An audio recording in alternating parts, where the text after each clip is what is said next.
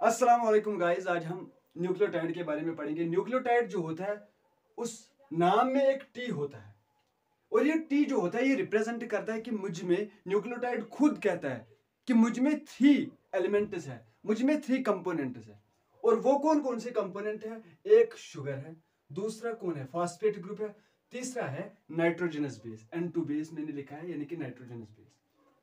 और जो हमने कल पढ़ा है कि शुगर जो होता है वो 2 तरीके का होता है।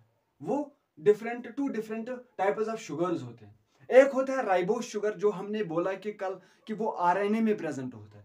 और जो दूसरा होता है वो होता है डीऑक्सीराइबोस। डीऑक्सीराइबोस शुगर यानी कि जब हमने राइबोस शुगर से ऑक्सीजन रिमूव किया है एट कार्बन नंबर 2 पर, तो वहां पर हमें मिलता है डीऑक्सीराइबोस, जो डीएनए में प्रेजेंट होता है। उसके अलावा जो फास्फेट ग्रुप होता है, H3PO4, जिसका स्ट्रक्चर मैंने यहां पर बनाकर रखा है। और ये जो फास्फेट ग्रुप होता है ये बोथ आरएनए एंड डीएनए में होता है। In both RNA and DNA में होता है। किस में होता है? In both RNA and DNA में, दोनों में प्रेजेंट होता है।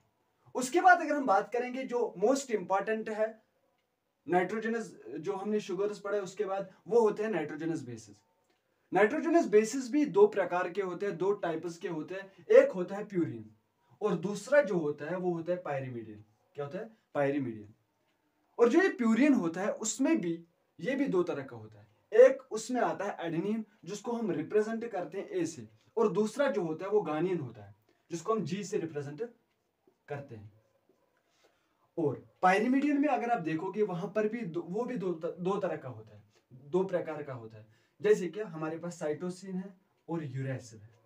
लेकिन बहुत ही इंपॉर्टेंट बात यहां पर मैं करने जा रहा हूं, बहुत ही इंपॉर्टेंट है, याद रखिएगा। जब भी हम यूरेसिल जो होता है वो थोड़ा सा एज कंपेयर टू थाइमिन जो है वो क्या होता है? अनस्टेबल होता है। लेकिन अगर हमने यूरेसिल में ऐड किया है मिथाइल ग्रुप, तो जो वहां पर प्रोडक्ट बनता है उसको हम थाइमीन कहते हैं। क्या कहते हैं? थाइमीन कहते हैं। और जो यूरेसिल होता है आरएनए में प्रेजेंट होता है, लेकिन थाइमीन जो होता है ये डीएनए में प्रेजेंट होता है। तो यहां पर भी आप अगर देखोगे राइबोस शुगर के अलावा यानी कि डीऑक्सीराइबोस शुगर जो डीएनए में होता है, थाइमीन भी क्या होता है? डीएनए में होता है, जो उसकी स्टेबिलिटी को बढ़ावा देता है, इंक्रीज कर लेता है। याद रखने के लिए मेरे पास एक ट्रिक है, जिस तरीके से हम याद रख सकते हैं प्यूरिन्स एंड पायरीमिडिन्स को, क्योंकि ये थोड़ा सा मिक्सअप हो जाते हैं जहन में।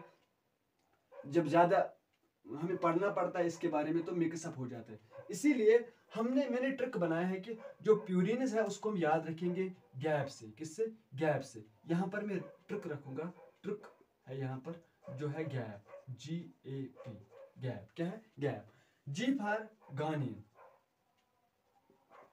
A फॉर एडेनिन और P फॉर क्या है? प्यूरिन है। यानी कि प्यूरिन जो होता है उसमें एडेनिन एंड गानिन इंक्लूड होता है। लेकिन पायरीमिडिन ऑन द अदर हैंड अगर आप देखोगे, इसके लिए भी मैंने ट्रिक बना के रखा है आपके लिए।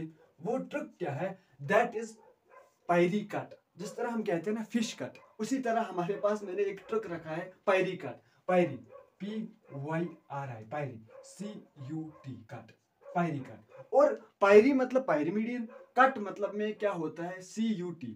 C for cytosine, U for uracil. और यूरेसिल को जब हम थाइमीन जो है मिथाइल ऐड करेंगे तो वहां पर हमें क्या मिलता है? थाइमीन मिलता है।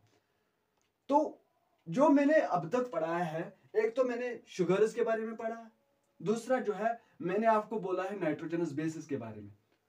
उनके बेसिस पर अगर आप देखोगे आरएनए और डीएनए की कंपैरिजन, उसमें आरएनए में जो होता है वो राइबोस शुगर होता है। जो मैंने कल भी बताया कि ribose sugar compare to deoxyribose sugar जो है वो रिएक्टिव होता है, यानी कि लेस स्टेबल होता है। लेकिन डीऑक्सीराइबोस जो है वो क्या होता है? स्टेबल होता है, जिसकी वजह से ये क्या स्टेबिलिटी को इंक्रीज करता है, डीएनए की स्टेबिलिटी को थोड़ा सा बढ़ावा देता है। उसके अलावा फास्फेट ग्रुप यहां पर भी है, यहां पर भी है।